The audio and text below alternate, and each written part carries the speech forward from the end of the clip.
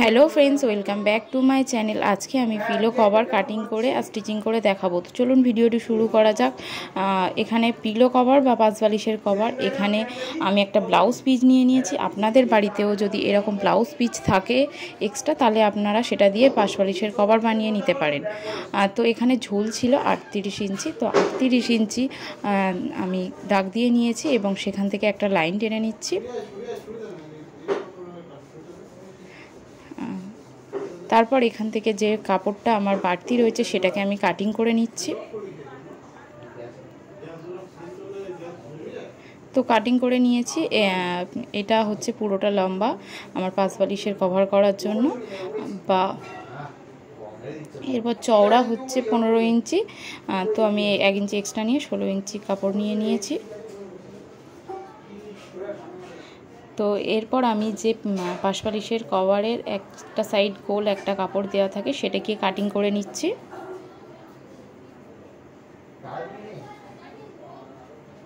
তো এইভাবে একটা চৌকো কাপড় প্রথমে কেটে নিয়েছি। নেওয়ার পরে এটিকে ভাঁজ করে আমি গোল করে কেটে নিচ্ছি।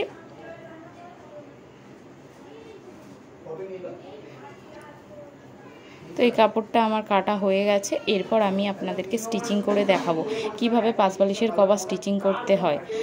তো চলুন এবার স্টিচিং করা যাক। তো এবার স্টিচিং করার জন্য আমি কভারটাকে নিয়ে নিয়েছি। তো প্রথমে আমি এখানে যেটা দড়ির ঘর হবে সেটাকে সেলাই করে নিচ্ছি।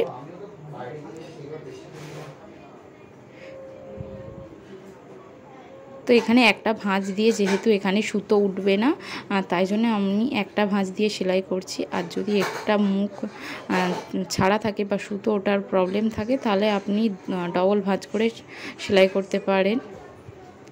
তো এখানে দড়ির ঘর করার জন্য আমার সেলাই করা হয়ে গেছে। তো এরপর আমি এটাকে দু ভাঁজ করে নিচ্ছি। এরপর পাশের যে লম্বা সেলাইটা সেই সেলাইটা করে নেব।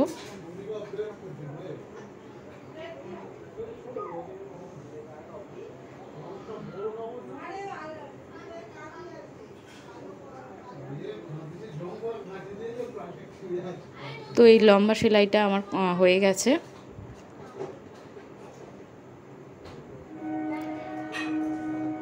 তো এরপর যে এর আরেকটা মুখে আমি যে গোল কাপড়টা কেটেছিলাম সেটিকেই সেলাই করব অল্প অল্প করে কুঁচি দিয়ে। তো চলুন এবার সেই সেলাইটাকে দেখানো যাক। এই গোল কাপড়টাকে নিয়ে উপর আমি এই পাশবালিশের কভারের কাপড়টা নিয়ে নিয়েছি। এরপর আমি একটা করে কুঁচি দিয়ে এই মুখটাকে সেলাই করে নেব। তো এখানে আমি ছোট ছোট করে কুঁচি ফেলে সেলাই করে নিচ্ছি।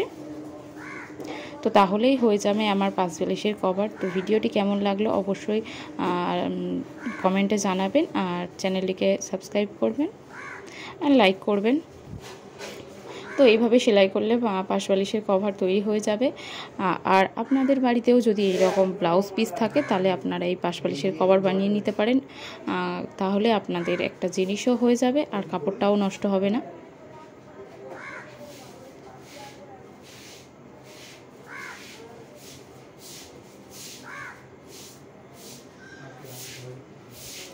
তো এই কুঁচিটা ফেলা আমার প্রায় হয়ে এসেছে। তো এখানে সেলাইটা আমার কমপ্লিট হয়ে গেছে। এরপর পাশের দিকে যে বাড়তি কাপড়গুলো রয়েছে সেটিকে কাটিং করে দিচ্ছি। তো ভিডিওটি কেমন লাগলো অবশ্যই কমেন্টে জানাবেন। তো হয়ে গেছে আমার পাশবালিশের কভার। তো এই হচ্ছে ফাইনাল লুক।